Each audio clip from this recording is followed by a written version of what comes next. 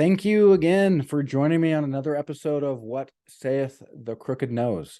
Today I'll be talking to an old friend, somebody who's actually been a part of the Utah legislature. I have attended her church at the Unitarian Church here in Salt Lake City, and I think she's going to have a lot to say. I'm really excited. This is a little bit different than me having a conversation with somebody from my Peter Sage peer group. Yet I think that you'll see that she'll probably have a lot to say where spirituality and just kind of higher ideals and doing better govern her life, or at least help her advance her ideas. And I'm really interested to see what she's got to say now that she is no longer in office. What are her next steps, if any? What does she have planned for the future? And what did she learn, right? What was maybe some opportunities that she seized upon that perhaps changed her mind, or gave her a deeper perspective, or opened her mind to new possibilities, and perhaps even deepened her spiritual path at that point. So I think that you're going to tune into another really good show. And as always, go ahead and like and subscribe and leave a comment. Let us know what you liked, what you didn't like. If we lose you anywhere, let us know, so that way we can go ahead and see what we can do with that feedback, and perhaps make it better. Sound good? Awesome. Well, stay tuned for a great show. All right, Liz Waite, thank you so much for joining me for another episode of What Sayeth the Crooked Nose. For those who don't know, Crooked Nose is Cameron, right? My last name, my surname.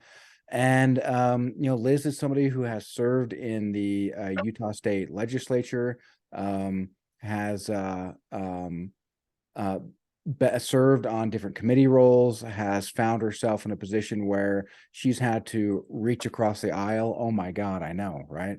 And really, I wanted to bring you on to have just a conversation around how maybe spirituality, informs your path. And I wonder if maybe you could introduce yourself a little bit and then kind of start from there. Okay, well, thank you. I'm Elizabeth Waite. I am a retired teacher from 32 years of teaching experience in junior high and high school. That definitely informed my path.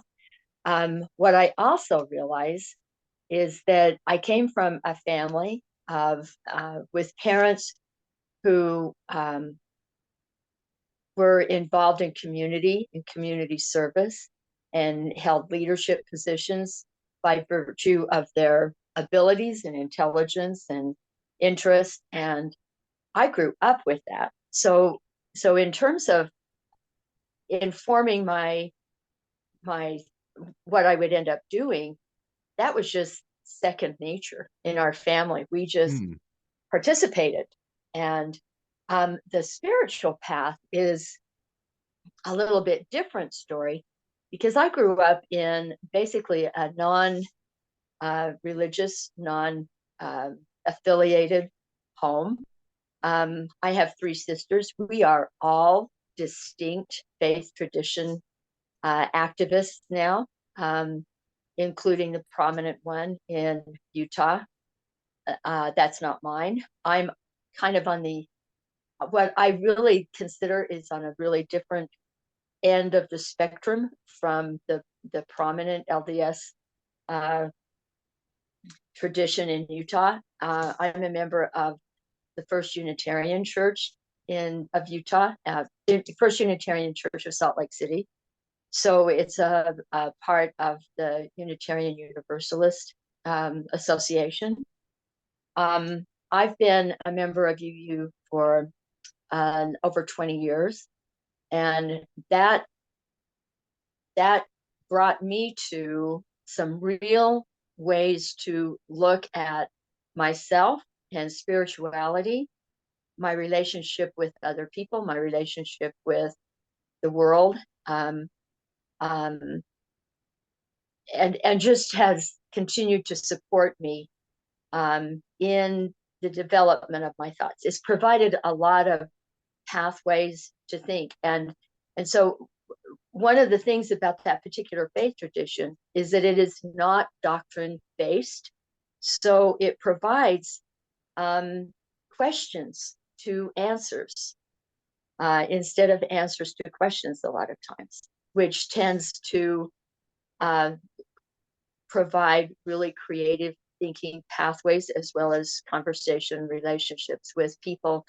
And I was at a group discussion last night where we actually talked about what is the third principle around which our congregations are organized, and that is the acceptance of one another. I'm reading now. Acceptance of one another and encouragement to spiritual growth in our congregations. And we talked about that whole concept of acceptance and encouragement of spiritual growth. I had not thought of this principle as so important as I now think it is after that, with that discussion yesterday. Whoops. So I'm on my phone and I just bumped the cord. Oh, that's because fine. my computer connection here is sometimes a little intermittent, frustrating. But anyway, so that this principle has ended up guiding more than I even realized. And now that I've looked at it more, another point that has guided my direction and my thinking about being and interacting as a state legislator, and I have more to say about that. But in terms of reaching across the aisle, one of the things that I so benefited from in being a part of the legislature is learning to listen and understand people and see that when I disagreed with them, it wasn't a matter of right and wrong. It's a matter of hearing how they think and why they believe or how they believe what they think.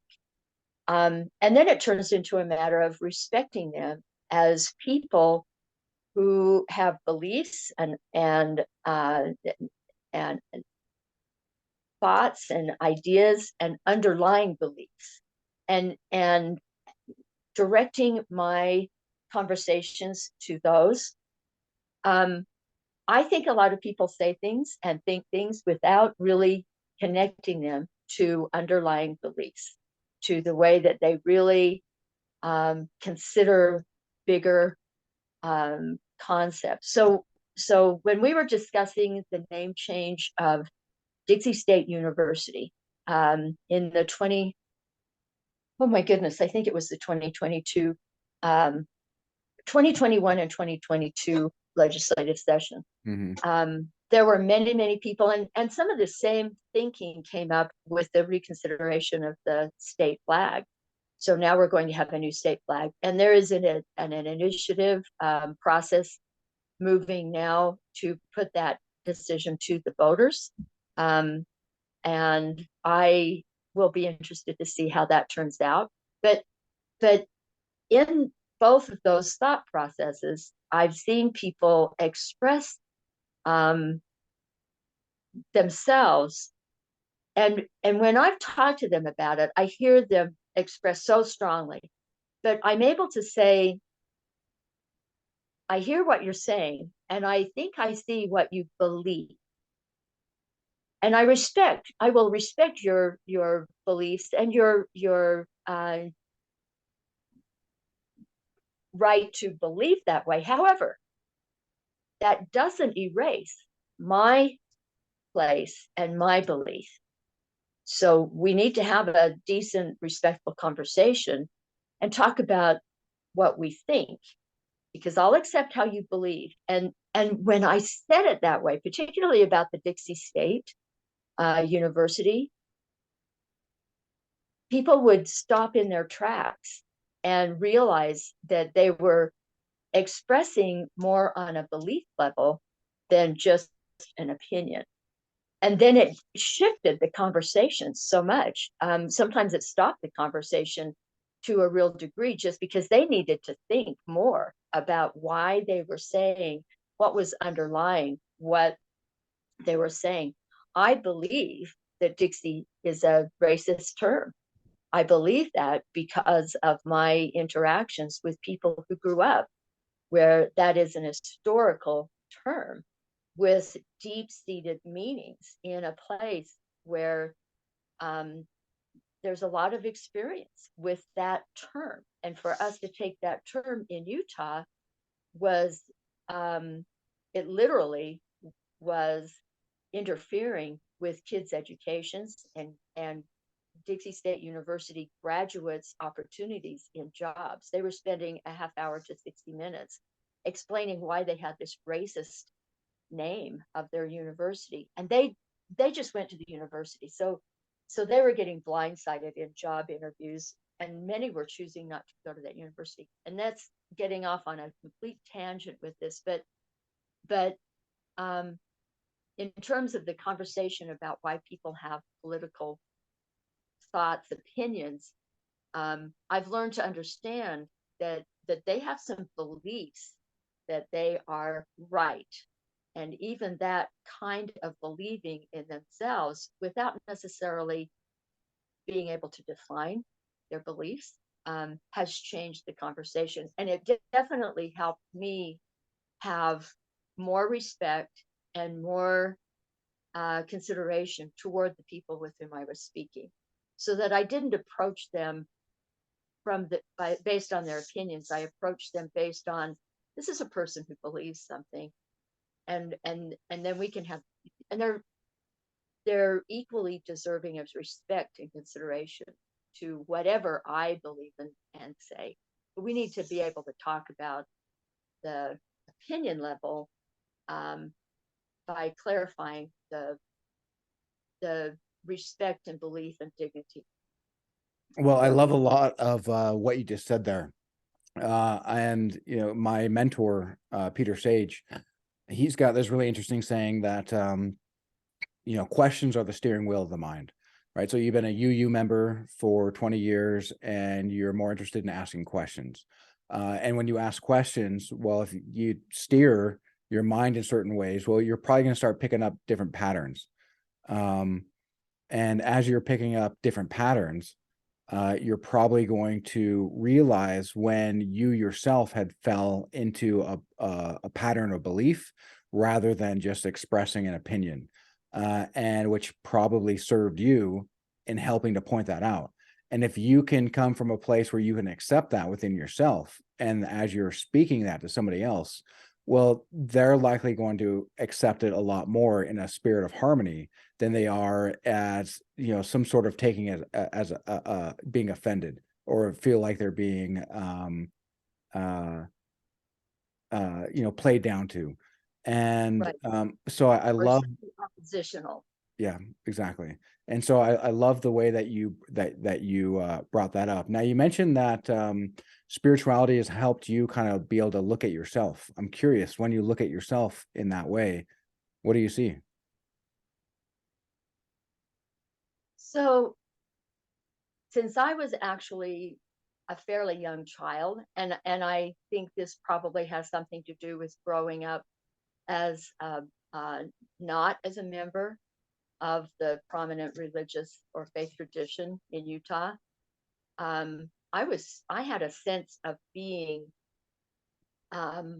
excluded Mm, and on the outside from the time I was quite young. And I think a lot of people who are not LDS in Utah experience that, especially if they don't have their own faith tradition and their own sense of belonging in a church congregation or something that seems equal or balancing to that. I mhm. might have been oversensitive to it, but I remember that sense from the time I was pretty young.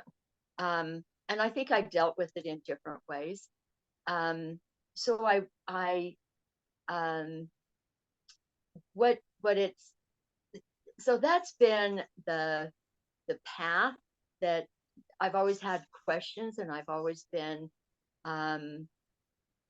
interested and reflecting on the faith tradition, or the belief fundamentals, and how I fit in with that. And there have been times when I've tried to um, fit the framework instead of, so what the difference that it's made for me to to look at my own spirituality, look at what difference that makes to me, is that and this isn't a promotion of the Unitarian Universalist way of looking at things, but it's worked for me so well because it allows me to continue to ask questions and to not have to have clear cut answers. In fact, one of the things that Unitarian Universalists say is sometimes, regularly, often, um, and the best answer is a question. And I think I said that earlier, but that has been really an exciting point to me, to be able to land on the question and allow it to continue to percolate instead of having to have a doctrine or an oath or a set, particularly set end, even end goal. That there's allowance and invitation and encouragement of development, of seeking. In the discussion last night, we actually discussed the whole idea of not looking at spirituality as being a journey with a goal, but as a development and um, a growth. And we all were thoughtful about that. And that's one of the things that I've appreciated about the community of which I'm a part, the religious community of which I'm a part, because we encourage each other to continue thinking and consider this and consider this and consider this and consider your uh, way of looking at it. So it's validating to everybody. It's also challenging to everybody in a healthy, supportive way. So when I've applied that to my public service, I did that in my teaching. I've applied it as a candidate. I've applied it as a legislator. I'm not sure how well that works as a political person, because that became one of the real struggles for me, that I wasn't, I just didn't plant my foot firmly enough on some things.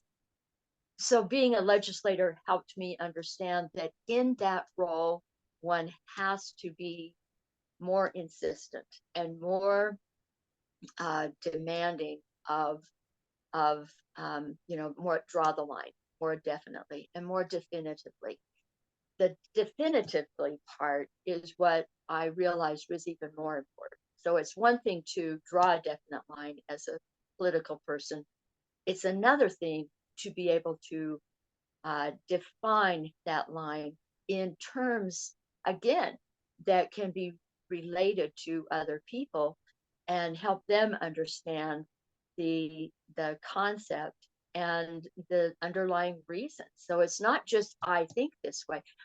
Likewise, when I look at other political people and how they define their decisions, how they explain their decisions, I am ready to say, so explain how that benefits your constituents, your community, the state of Utah, and all the residents.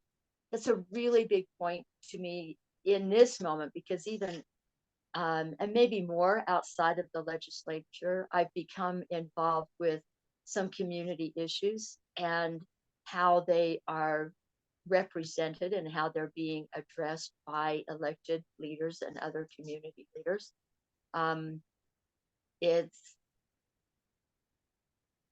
It's an interesting view.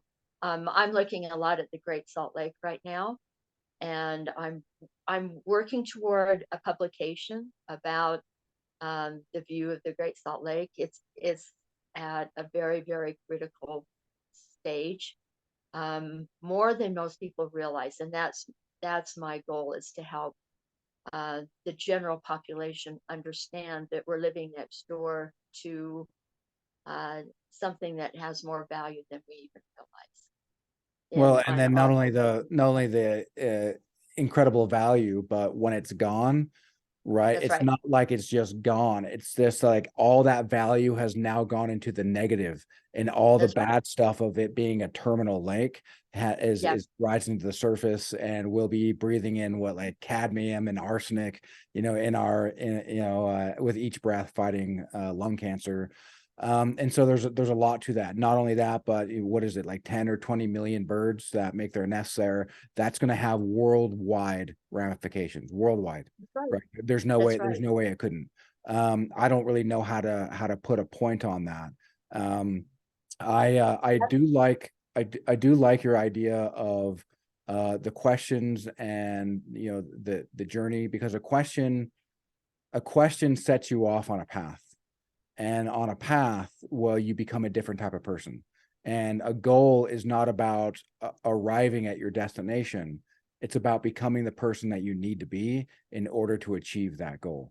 And questions do that far better than answers. And what I find very interesting, right? You mentioned a couple times about, the predominant, religion, which, anyone who knows, American, landscape and religious theology, well, they'll just know that that's, Mormonism, or the religion of, Latter-day Saints. And I found myself in a place where I had experienced the dark night of my soul. I found a lot of chaos in my life. I found where I just felt like things were falling apart. And I created a greatest ideal of goodness of which I could conceive, which really was around Gandalf, just this wizard guy who likes to go around hanging out with these hobbits, not because the hobbits are like, hey man, let's go ahead and buy you a bunch of horses, or let's go ahead and build you a castle, but because they shared from their heart. And there were people who, when he interacted with them, he felt like he could feel their love, and he could feel that it made them better, and they could feel that he was making them better. Um, and I found that as I interacted with the LDS, there were some things that got a little old for me. If I show up to a fast and testimonial meeting, inevitably there will be several people who will basically say some form of the same thing, which is, brothers and sisters, I know in my heart that Joseph Smith is the one true prophet, and I know that the Book of Mormon is the one true word of God. And I speak this as my personal testimonial. And then somebody else will say that, and somebody else will say that. And instead of me just judging them like, oh, look how silly these people are, I immediately started playing this game. It's like, well, I'm playing with my highest ideal of goodness. Maybe they are too. And I took this idea from Jordan Peterson that, just because somebody doesn't have, or just because somebody doesn't have the ability to articulate a point very well, doesn't mean that they don't have a point to articulate. So then I just started playing with this idea of, well, this is probably their highest ideal of goodness. Well, then what is my highest ideal of goodness? And I'd just reinvite myself to play with this idea of Gandalf again. And it made me a much better person. It helped me manifest a lot better greatness, a lot more abundance, to build out a business to work for myself, a lot more stability, a lot more happiness. But what's interesting about dogma is an answer. Dogma is not a question. Dogma is not concerned about how you get there. Dogma is just saying, well, just go ahead and do it, and somebody else will save you. And where I find some disagreement with that, and what's interesting, and even the people of the faith, they may not realize that they've got severe disagreement with it, but they put on a class, like first of its kind class, which was dealing with emotional resilience. And they invited me, even though I'm a non-member and I don't believe, their dogma. Still, hey, more than welcome. And I showed up, and so many times, I mean, I think we went for, I don't know, it was like 12 weeks or something. And every single time that we showed up, I would ask a lot of questions, and inevitably people would drop their guard and just share their humanity. And they would share how, as people of LDS faith, they feel like they mourn their faith. They feel like when people go up and say those exact things, those canned statements that Joseph Smith is the one true prophet of God. Well, what does that mean? Why is that even interesting? What are you trying to say? Right? That's boring. Yeah, and that's basically what they're sharing with me, just that they don't believe the people who are saying that. And when you see the people who say that, they'll go down and sit down and they'll put a big old scowl on their face. It's like, it's really interesting because you know that you found this higher truth from the one true prophet. You know that you've got the book of the one true word, but your face doesn't seem very convinced. And I think because whether we like it or not, the soul um, knows how to listen, right? It knows how to listen through the heart, and the heart will say, "Hey, this is bupkis," or like, "Hey, I really like what you're saying." And I found that fascinating, just intermingling with the culture, how I could kind of get out of my own way. I didn't need to judge them anymore. I could actually humanize them. It made me a better person. I thoroughly enjoyed the interactions, even though their church is a little boring. I'll give it that. Um, but I found that when you give people the time of day and you actually listen to them, they'll likely tell you what's going on in their heads. I agree, and I have found the same things. And when you mention the word um, the humanity, that's exactly, it's just the human condition, which is part of what we address. So coming from being an English teacher for 32 years, whenever we teach characters in literature, we're looking at how they are human and how we as humans interpret them and have expectations of them and want things for them, or want things to happen to them, the protagonist antagonist thing. And then that reflects on our humanity, and that's the whole discussion we have in studying literature. No matter how elementary it is, it can turn into a reflection on us and our humanity. And in discussions with people in their church setting, um, to understand how and why people look at their faith traditions the way they do, um, is a really fascinating human conversation. When I've been campaigning, particularly in 2022, um, I would meet people, because now religion has entered the political world to a substantial degree. In Utah, um, I've talked to people who um, are Latter-day Saints, who are on all points of the spectrum, from radical right to um, to far left, and even radical left, because now I've seen within the party considered liberal and left, there are still radicals who refuse to budge. And what part of that's why I use the word radical. They're radicalized. They hold on to that so so tightly, that they have difficulty even hearing another point of view. And even with them, on that radical left, um, I can't call them liberal. They're not acting in an open-minded fashion.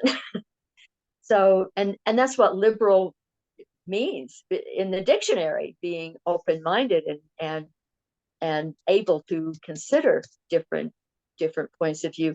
So again, what I learned is to get into the conversation of what is it that makes you say that, and it can't be just a because. It can't be just some script like you're saying. What is the question that we're looking at, not the answer that we're looking at, but what's underlying that? Where, how do you get there? um, that's helped when people have said to me, I don't know how you do it up there.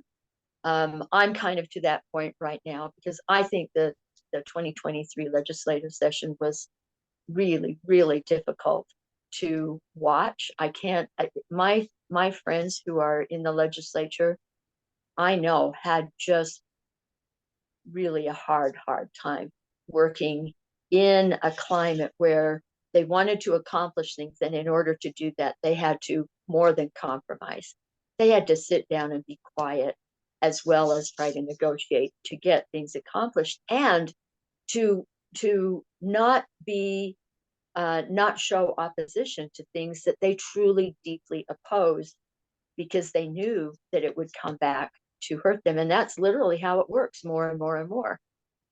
We have such a super majority in our state legislature now, and we have a governor who is participating in the political elements now to strengthen the legislation that is not really, I don't believe, really representative and the best for Utah and Utahns. But we now understand that to have that degree of imbalance means that more and more people with good ideas in both parties, with people with good ideas, can have to more than compromise. They have to be non-oppositional to things that they see that are not helpful or even are hurtful, just in order to make tiny steps. And um, that whole context is destructive, I think, to one's heart. So I really admire the people who were in the legislature this year. I think I could do that again. I don't know whether I could have done it this year. Um, it was helpful to me to be able to watch and to go out to the Great Salt Lake every day and take pictures and report on that. And now that's turned into a specific path. But I think might have wandered from your topic or No, your that's question. fine. Well, and do you think that with your ability to see behind the looking glass, so to speak, that perhaps even if you didn't find the best way to integrate it, do you think that there might be room to show some intellectual curiosity into somebody else while also still being able to find an area where maybe you don't need to draw a sharp line, but to feel like you're presenting a definitive stance, so then people can kind of bolster around you, because it does take one duck to kind of step out for the other Mm-hmm, ducks to start following a line, right? mm-hmm, And if the other ducks are looking around and there's no other duck stepping out, well, then they don't really know what to do. So there is some wisdom there, but I also can't help but feel that, Taoism has this idea of, if you give evil nothing to resist or nothing to oppose, it'll go away on its own. Not because it's not there, but because you can step out of its way. And so I wonder if being in mm, opposition, and the reason why it's so miserable is because it's supposed to be miserable, because you're not supposed to oppose. You're supposed to figure out the way to be a great matador, and to have that person who is so dug in to go on charging past you, and then you start to see who they actually are, what it is they're actually saying, what they're all about, and then figure out, is there a better way to inquire, questions, and to pull them out of that raging bull mindset and get them into a little bit more humane space. I don't know. What do you think? mm-hmm. I really like that image of Matador Mhm. because I'm seeing 2 points to that, about the duck leading out, as well as um, um, getting away from the purely oppositional, particularly aggressive, emotional opposition. So both of those, and yeah, being a way out of the legislature this session really has allowed me to see both the definitive stance that is necessary and helpful to people,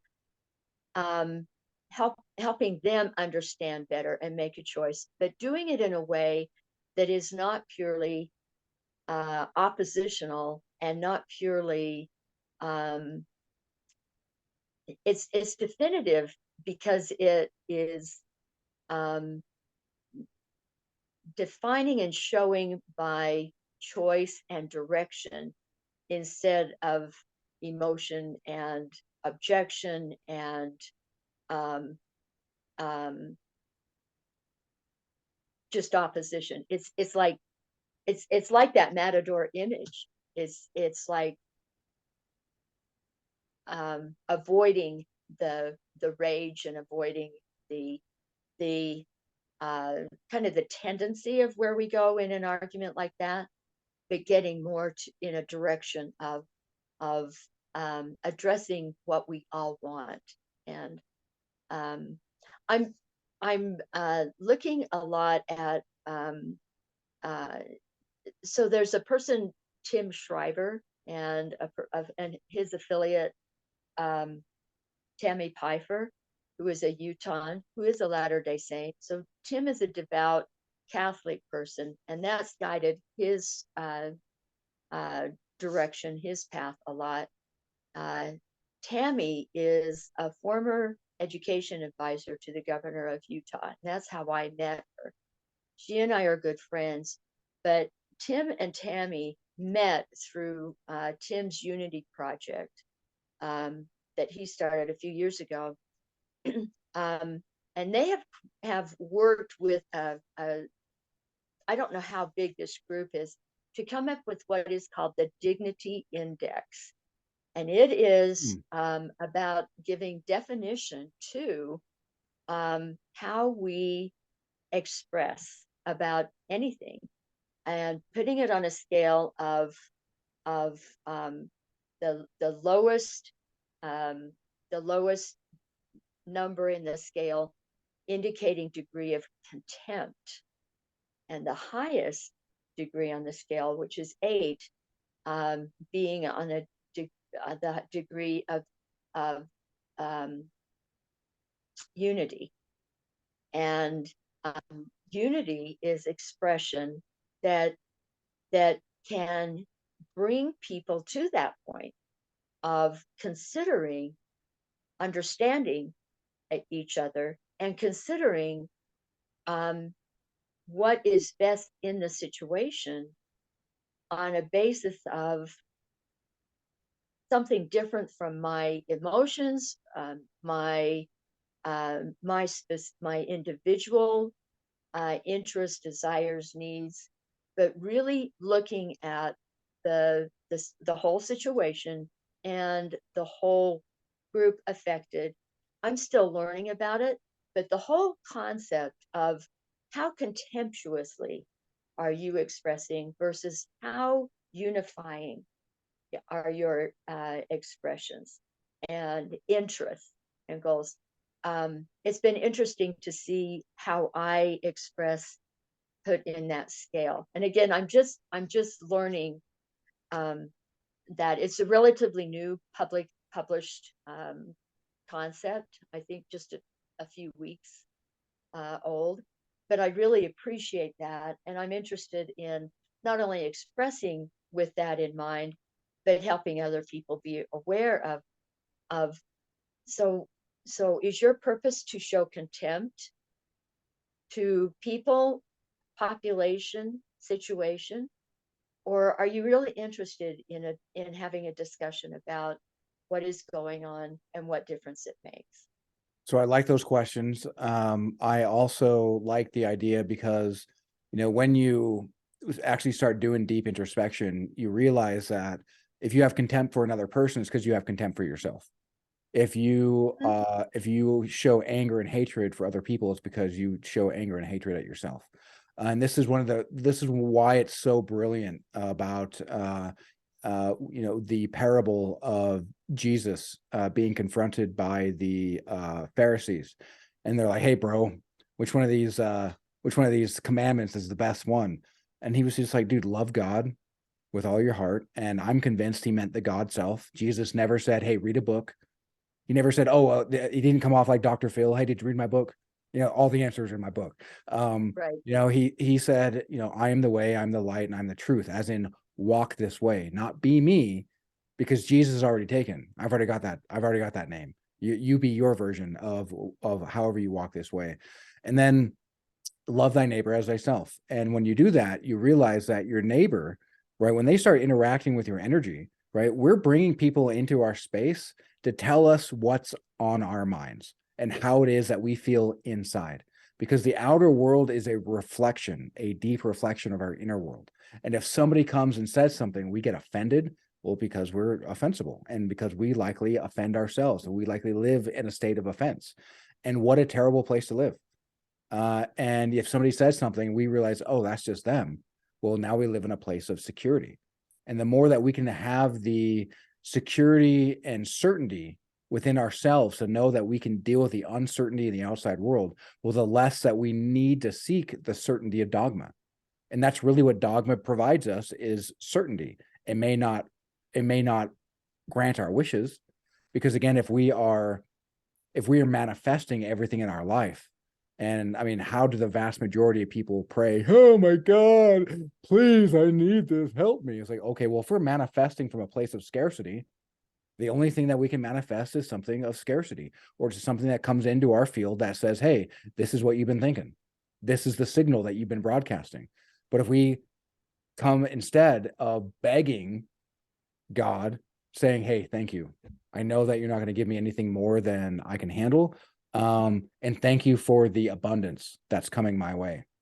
Well, that's a radically different broadcast signal. Mm-hmm. And when Mm-hmm. you do that, you'll find that things will come into your life as, hey, this is how you feel. And when we accept that our neighbors are playing a script, and we do the same thing when we interact with other people, we're playing a script for them as well. And we are all stars in our own movie. Mm-hmm.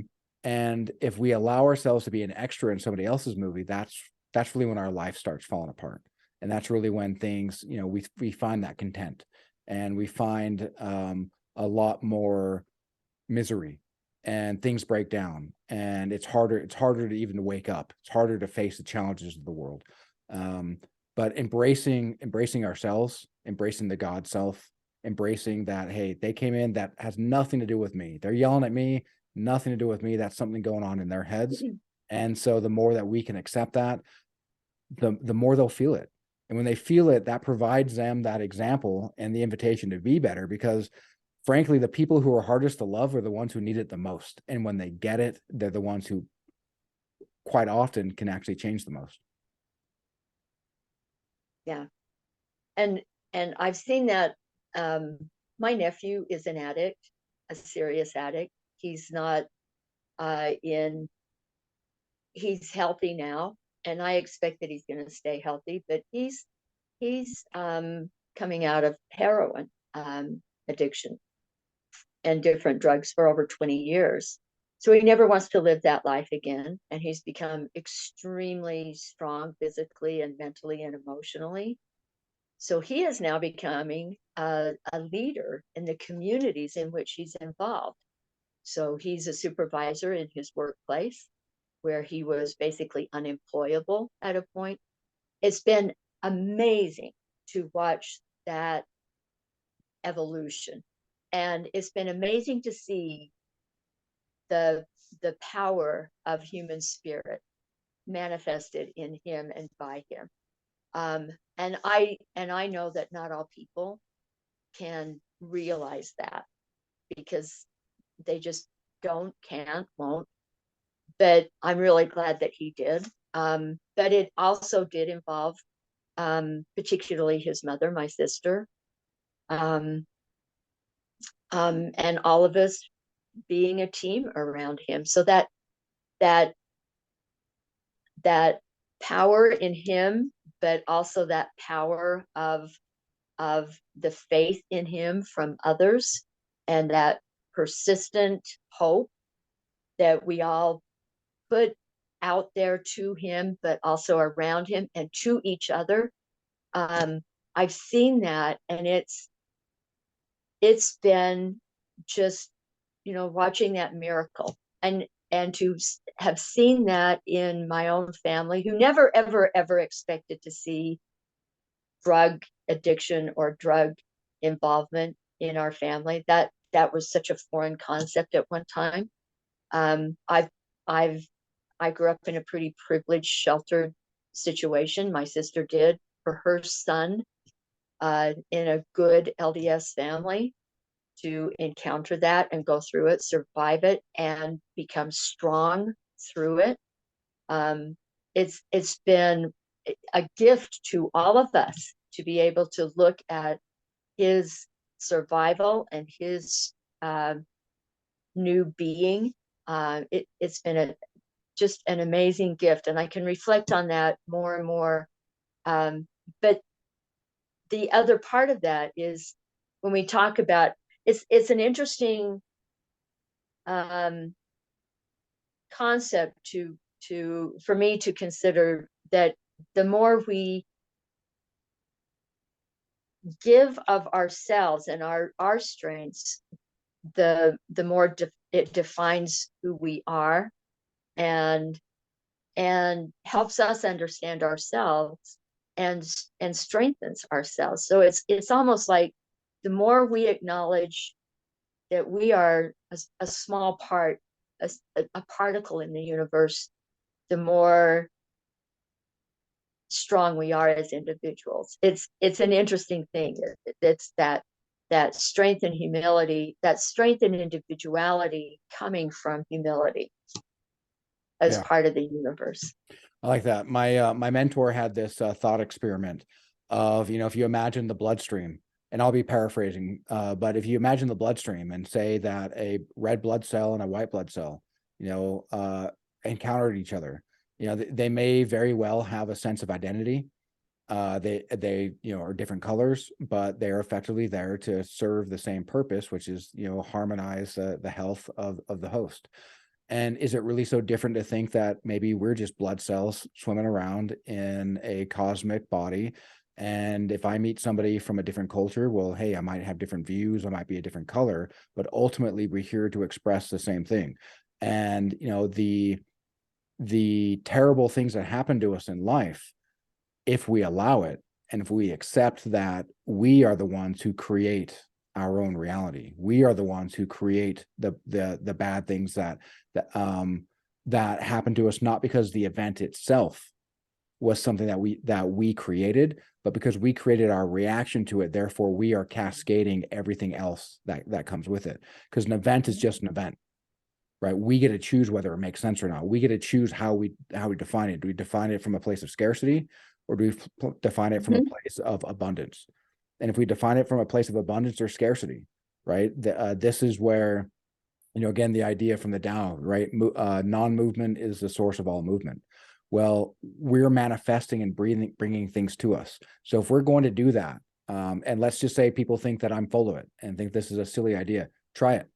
Just try it. Try to find yourself in a place where you just open yourself up to a place of gratitude, whatever that is, whatever that was for. You got a gift, whatever that is, just feel that feeling of gratitude, feel that feeling of thankfulness, and just project it as often as you can. Maybe take a couple of minutes, every hour, and just tap into that and notice how much different your life changes. People will come in to validate that.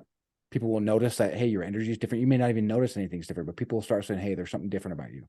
And when we bring that energy to the world, well, that's when we show up as our great I am, right? We show up as that authentic self. When we lean on our strengths, well, then we're reinforcing, oh, that's right, I'm a very strong and capable person and being. And when we live life authentically and we lean on our strengths, well, life will often present to us our gift. And quite often that gift is a redemption of our obstacles and what was holding us back. And what held us back can often be the very thing that can become our superpower. I agree. And so you taught school for a long time. That had to have been deeply frustrating, but also rewarding in its own way. It was a growth experience, and that was probably the main thing that I observed from it.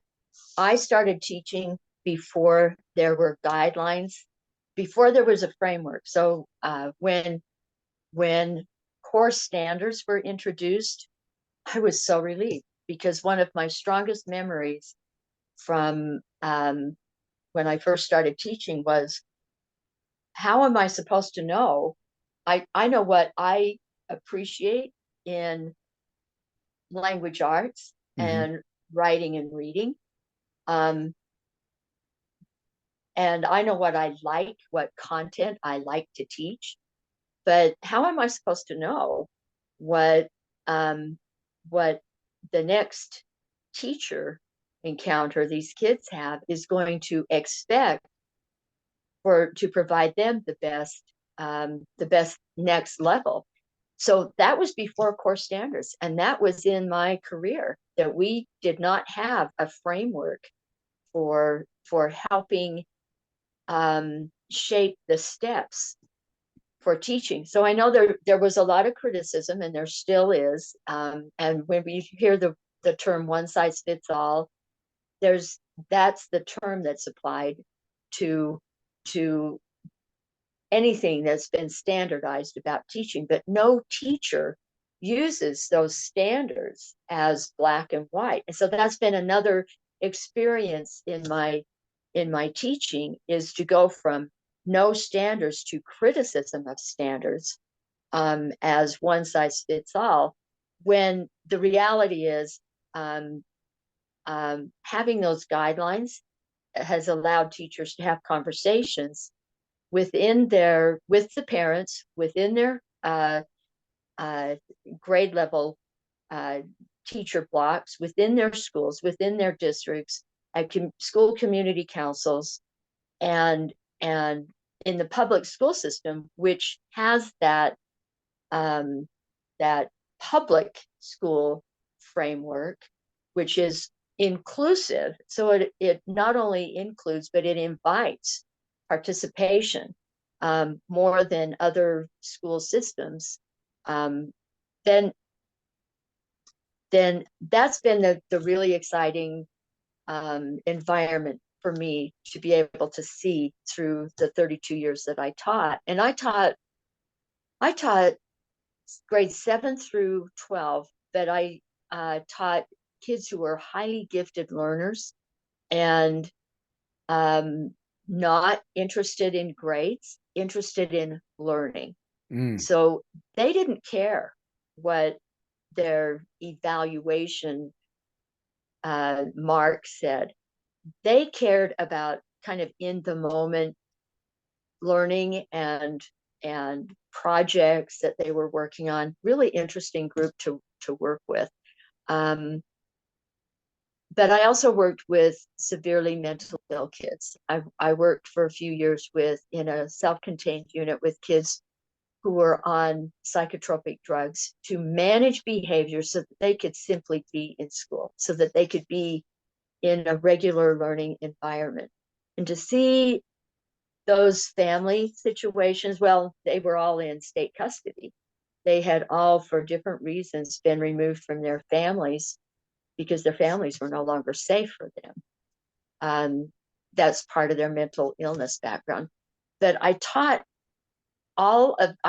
in different grade levels and in different contexts, for kids being able to learn and being challenged to learn, as well as what we call the regular um, classroom population, which always then includes their parents. I can never exclude the influence and effect and context of parents on kids' learning. Um, Even yesterday, so my new teacher gig is to do tours at the state capitol. And yesterday I had a group from the school, and one of the kids showed up in a Trump 2024 baseball cap.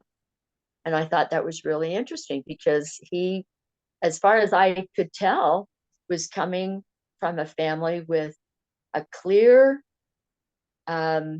speech pattern in their expressions that would provide him the hat and allow him to wear it to school. And that in the context of that school, he would be wearing it on a field trip to the state capitol. And I thought that was just an interesting thing that he didn't realize as much as I was sensitive to it, I think, but he was making that statement. I learned that group of 10-year-olds, 10 and 11-year-olds, had very strong, diverse opinions about the new state flag. But and that would have been an interesting conversation that I didn't get into. But um, I saw the influence of the parents in that group yesterday, in that hour that I spent with them, Yeah. in terms of how they behaved, how they reflected on information, and the stories that I told them about the first woman elected to a state senate, which was in Utah, and the first woman to vote in the United States, which was in Utah, and the state flag, because I was on the state flag task force, and I was so excited to see such a broad participation in that process, regardless of what people think of the flag. The process was inspirational Yeah. and extraordinary. But Yeah. So anyway, I'm a part of the Chamber West Chamber of Commerce, oh, that's okay. and I'm an ambassador there. And Lincoln Fillmore is also an ambassador, right? Utah Yep. State Senate, and he was pretty, he was pretty motivated by the flag. Really liked the idea. It's not just a seal anymore; it's actually gonna be a flag, and so he liked the idea around it. And I I mean, if we're going to use a flag, we may as well have something that's going to be used, and maybe hopefully inspire a little bit of pride, in people. So I'm not really, I don't really have much of a dog in that fight, but I can certainly see the value and Mm-hmm. reimagining the flag. Um, well, this hour has really come and gone very fast, and I wonder. Is there, maybe final thoughts? Any final thoughts that you'd like to share? Well, I really do appreciate the opportunity to think and express with you about these topics. I'm excited about the work that you're doing, Uh, and helping explore and expand how people are thinking about themselves, and how they're thinking about the world, and the network of influences and topics that they encounter, and how they encounter them. That's that's that's interesting and fascinating to me, and exciting, because I think that's such a great part of being a human being. But it also shows, it also gives such opportunity for us to consider who we are and what we are in the universe, particularly on this planet. yeah. So, so You know, thank you for the opportunity. hey, my pleasure. My pleasure. I always love to have people on who I enjoy talking to and I find interesting. And in the area of interesting, to be honest, I mean, and by no means you need to take this up, but it would be very interesting to see if, because you have experience with young impressionable minds, to see if you could then shape that experience along with your experience in the legislature, where you could see behind the scenes that addressing somebody's beliefs and taking them, and listening to their opinion, being secure within yourself, and just allowing them to share with you how much that changed and how much that opened up the dialogue. It'd be interesting to see that, even though you as a front runner of that, experience may not have worked out the best. When does it ever work best for the front runner? Right? The front runner has to go out and they have to try things, and then they help pave the way for other people. So it'd be very interesting to see if, even if legislature isn't in the cards for you going forward, if your experience was there, that could perhaps teach you a way to help people invoke their own superpower, and to start to harmonize the state legislature away from, well, I've already decided based upon my beliefs, so I don't care anything that you say, versus, hey, I'm actually really interested. I haven't decided. I'd love to have some input to help direct and guide me. I have an finger to the wind that where my voters want me to go. But they also look to me to provide some level of leadership. So maybe, that would then invite a public debate or a town hall to discuss, hey, I know y'all want to go here, but this is the new evidence that's been proposed to me. What do you think? I'm not I saying I'm going to really do it, but what do you think? And I'd love to see, yeah, if you could come up with a project like that, girl, I'd be all about it. thank you, because I really like that direction and that concept. Um, um, my my endeavors now are to help raise awareness with the general population that are so busy in my neighborhoods, in Yep. my legislative district, uh, doing their jobs and raising their kids.